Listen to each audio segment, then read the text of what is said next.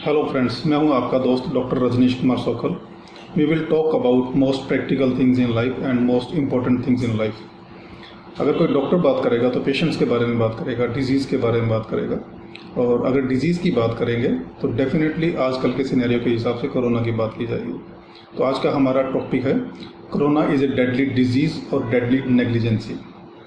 Corona एक viral disease है और ये पेंडेमिक है। सबसे पहले हम पेंडेमिक क्या होता है और एपिडेमिक क्या होता है इसके बारे में बात कर लेते हैं। एपिडेमिक वो डिजीज़ होती है outbreak of a disease in a specific area. Pandemic is outbreak of a disease in a wide area which में include multiple continents and multiple countries. अगर हम पूरे विश्व की बात करें तो वर्ल्ड वाइड टोटल जो कोरोना के केसेस हैं करीब 18 करोड़ हैं और करीब 38 से 40 लाख लोग इससे जान गंवा चुके हैं। और इंडिया के अंदर करीब 3 करोड़ लोग हैं और करीब 4 लाख लोगों की कोरोना से मृत्यु हो गई है। ये एपिडेमिक या पेंडेमिक ये क्या नई टर्म है या पहले भी इसका जिक्र हुआ है? आइए थोड़ा सा इतिहास में चलते हैं और इसके बारे में देख लेते हैं कि क्या पहले भी इस तरह की भयंकर बीमारियां हुई हैं जिन्होंने लाखों की तादाद में लोगों की जानें ली हैं। सबसे पहले जो इसका जिक्र आता है, महामारी का जो जिक्र आता है, ये एपिडेमिक का जो जिक्र आता है वो करीब 430 BC में आता है, स्पार्टा में, एथेंस में। वहाँ पर करीब 2/3 लोगों की किसी बीमारी की वजह से डेथ हो गई थी। वो बीमारी मोस्ट लाइकली या तो प्लेग थी या फिर टाइफाइड फीवर।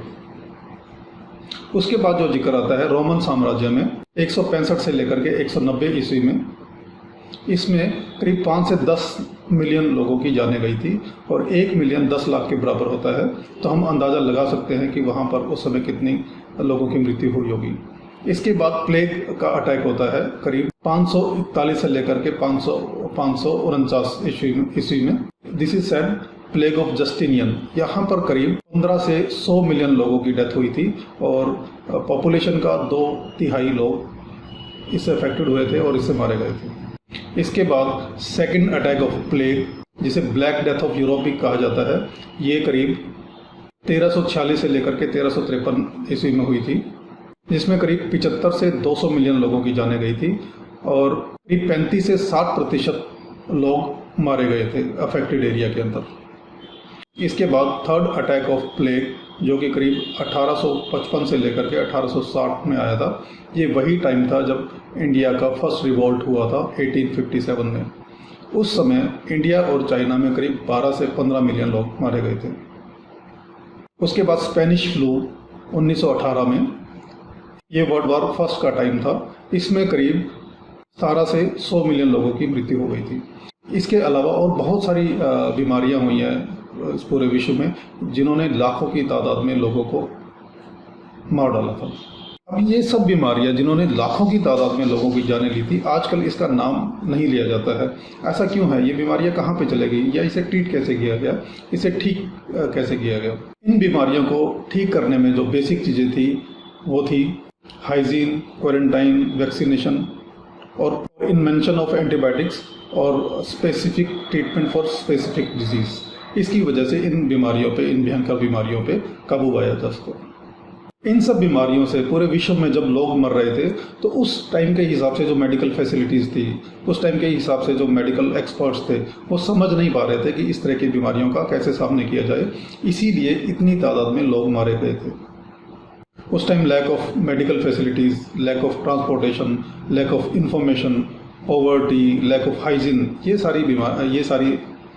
ये सारी चीज़ें थी जिसकी वजह से बीमारियां इतनी फैली और और लाखों की तादाद में लोग मारे गए। अब कोरोना की बात करते हैं। कोरोना की वजह से भी पूरे विश्व में लाखों की तादाद में लोग मारे गए हैं। अब मैं वही सवाल आपसे पूछता हूं कि कोरोना एक डेडली डिजीज़ है या डेडली नेग्लिजेंसी? जैसे ही कोरोना का प्रकोप हुआ तो पूरे विश्व में लॉकडाउन लग गया, जिससे कि कुछ हद तक फर्स्ट वेव ऑफ कोरोना को काबू में किया जा सका। धीरे धीरे कोरोना के पेशेंट्स कम होने लगे और धीरे धीरे लॉकडाउन रिलीज़ किया जाने लगा।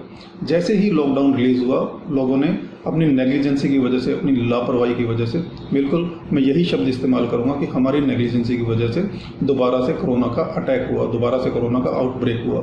और ख़ास करके इंडिया में ये इतना भयंकर था कि पूरे के पूरे हेल्थ सिस्टम को इसने हिला करके रख दिया और बहुत भारी संख्या में लोगों की मृत्यु हुई। कोरोना की प्रिवेंशन के लिए 3 बेसिक चीज़ें थी: सोशल डिस्टेंसिंग, वेयरिंग मास्क और सैनिटाइजेशन, प्रॉपर हाइजीन मेंटेन करना।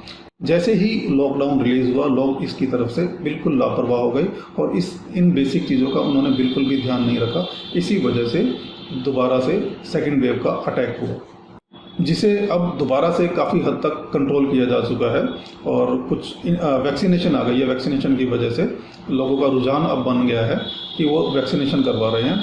शुरुआत में ये देखा गया था कि लोग वैक्सीनेशन करवाने से हेजिटेट कर रहे थे। इवन जो मेडिकल फील्ड से रिलेटेड जो लोग थे, मेडिकल वर्कर थे, मेडिकल एक्सपर्ट्स थे, वो भी हेजिटेट कर रहे थे कि कोरोना की वैक्सीन हमने नहीं लगानी है। लेकिन सेकेंड वेव के बाद कम से कम लोगों का रुझान बना और लोग फटाफट से वैक्सीनेशन लगवा रहे हैं और इसके बाद धीरे धीरे लॉकडाउन रिलीज़ किया जाने लगा, क्योंकि सेकेंड वेव को भी काफ़ी हद तक काबू किया जा चुका है और अब कोरोना के पेशेंट्स बहुत कम देखने को आ रहे हैं। लेकिन एक्सपर्ट्स बता रहे हैं कि कोरोना की थर्ड वेव भी आ सकती है और ये आएगी। अब ये हम पे डिपेंड करता है कि कोरोना की थर्ड वेव आएगी या नहीं आएगी। अगर हम प्रॉपर हाइजीन का, प्रॉपर सैनिटाइजेशन का, प्रॉपर सोशल डिस्टेंसिंग का और मास्क डालते हैं तो डेफिनेटली थर्ड वेव को रोका जा सकता है। अब इन बातों का कंक्लूजन क्या है? अगर हम इतिहास की तरफ नज़र डाल के देखते हैं तो जितनी भी भयंकर बीमारियां थी जिन्होंने लाखों की संख्या में लोगों की जानें ली, उस पर पूरी तरह से काबू पाया जा चुका है। वो इतिहास की बातें बन गई हैं और आप यकीन मानिए कोरोना भी एक दिन इतिहास बनकर रह जाएगा। अब मैं आपसे एक सवाल पूछता हूँ कि आप क्या चाहते हैं कि आने वाली जनरेशन हमें किस तरह से याद रखे? हमें एक रिस्पॉन्सिबल जनरेशन की तरह याद रखे या हमें एक लापरवाह जनरेशन की तरह से याद रखे? क्योंकि शुरुआत से ही, कोरोना की शुरुआत से ही हमें पता था कि इसे प्रिवेंट किया जा सकता है और उसके लिए 2-3 बेसिक चीज़ें ही थी। अगर उस पर हम ध्यान देते तो बहुत चांसेस थे इस बात के कि इतनी जो कैजुअलिटीज़ हुई हैं पूरे संसार में वो नहीं होनी थी। आजकल का जो एजुकेशन सिस्टम है, मेडिकल फैसिलिटीज़ है, ट्रांसपोर्टेशन सिस्टम है, इंफॉर्मेशन टेक्नोलॉजी है, वो इतनी वास्ट है, इतनी फास्ट है कि जितनी संसार में पहले कभी भी नहीं रही। संसार के अंदर कहीं पे कोई भी छोटी सी घटना होती है तो उसका फटाफट से सभी एरिया में पता लग जाता है। अब दोबारा से मैं यही बात आपसे पूछना चाहता हूँ कि कोरोना एक डेडली डिजीज़ है या डेडली नेग्लिजेंसी? आओ हम सभी लोग रिस्पॉन्सिबिलिटी से काम लें और कोरोना की थर्ड वेव को रोकने में मदद करें। इसके लिए वही 3 बेसिक चीज़ें हैं: सोशल डिस्टेंसिंग, मास्क डालना, सैनिटाइज करना। आज के लिए बस इतना ही। So friends, kindly like, subscribe and share my channel, ताकि लोगों को ज़्यादा से ज़्यादा इसके बारे में पता लग सके, लोग ज़्यादा से ज़्यादा इसके बारे में एजुकेट हो सके। So wish you all the very best. Stay healthy, stay safe, stay protected. Thank you very much.